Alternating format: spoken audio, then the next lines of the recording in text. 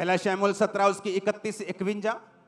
दाऊद की बातों की जब चर्चा हुई तो शाऊल को सुनाई गई और उसे बुलवा भेजा। तब दाऊद ने शाऊल से कहा, किसी मनुष्य का मन गोलियत के कारण कच्चा ना हो, तेरा दास जाकर उस पलिश्ती से लड़ेगा।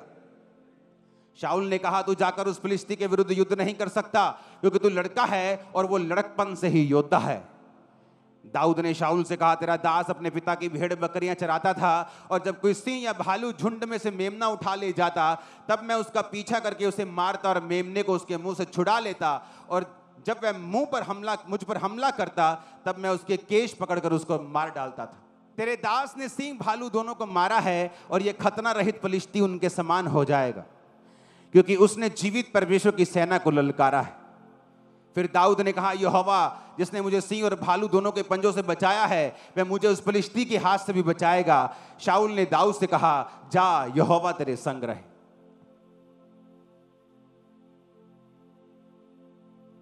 जब गोलियत आपके सामने खड़ा होता है तो वो आपकी मौत के लिए नहीं होता, बल्कि वो आपको मशहूर करने के लिए और विक्टोरियस करने के लिए होता है।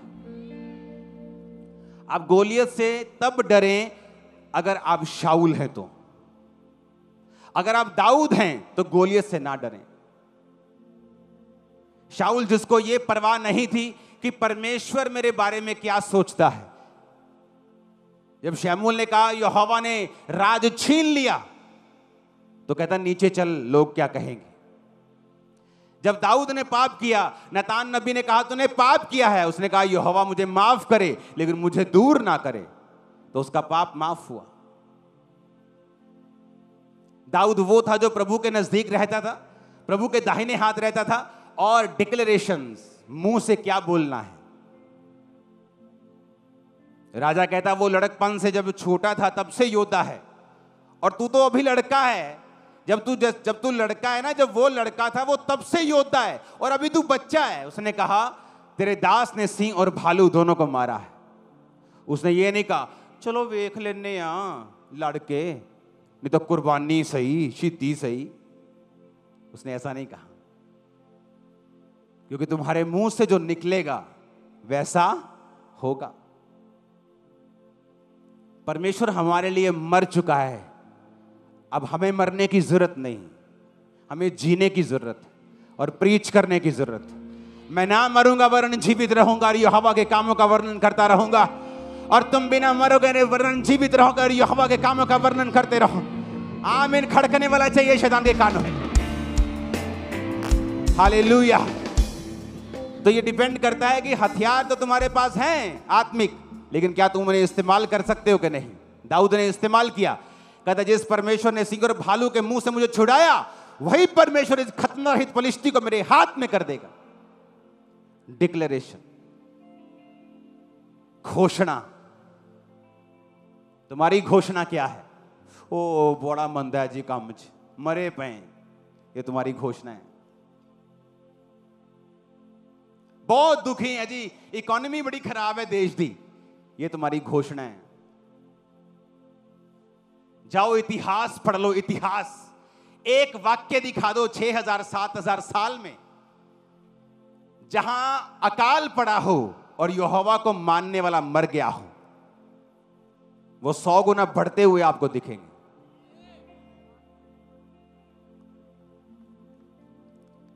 जो परमेश्वर के सच्चे दास और नबी थे, इजाबेल जैसी गंदी रानी कोई नहीं हुई, उनके टाइम पर भी परमेश्वर उन्हें अन्न जल देकर गुफाओं में संभालता रहा है।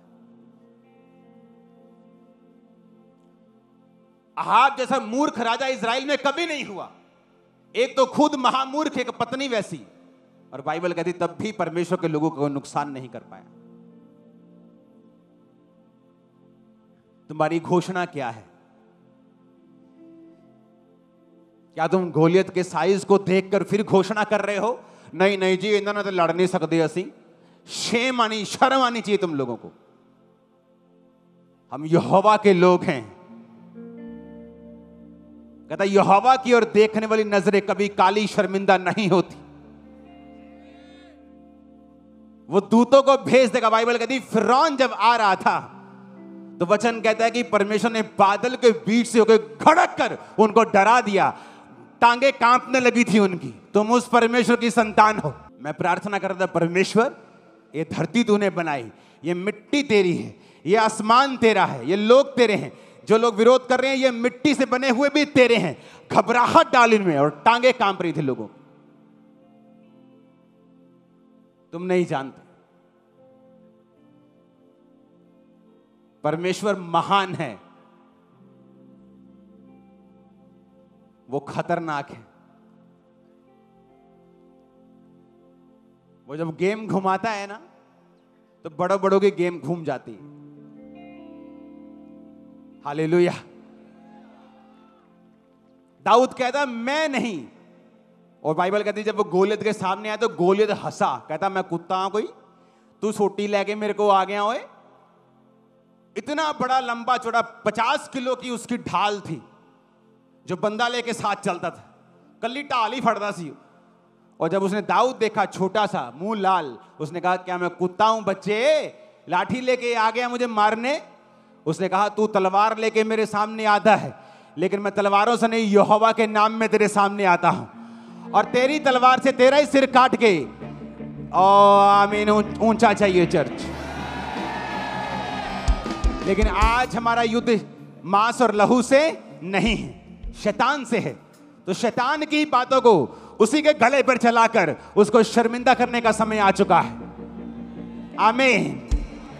परमेश्वर आपको विक्ट्री देने के लिए तैयार है कि आप घोषणा करने के लिए तैयार। जब कैंसर रूपी गोलियत आपके सामने खड़ा होता है तब क्या बोलते हो आप? जब गरीबी रूपी गोलियत आपके सामने खड़ा होता है, तलाक रूपी गोलियत आपके सामने खड़ा होता है, स्ट्रेस रूपी डिप्रेशन रूपी गोलियत आपके सामने खड़ा होता है, जब आपको मालूम होता है कि संसार में दुनिया में मेडिकल साइंस में इसका कोई इलाज नहीं है, जब ऐसी बीमारी आपके सामने खड़ी होती, आपके मुंह से क्या निकलता है ये मायने रखता है। चर्च ऊंची आवाज में हालेलुया बोलो। परमेश्वर के गहरे वेदों को परमेश्वर के दास के द्वारा जानने के लिए और ऐसी और नई वीडियोस को देखने के लिए हमारे YouTube चैनल को सब्सक्राइब करें और साथ में बेल आइकन को प्रेस करें ताकि ऐसी और नई वीडियोस की नोटिफिकेशन सबसे पहले आप तक पहुंच सके। जुड़े रहें परमेश्वर की हजूरी के साथ। God bless.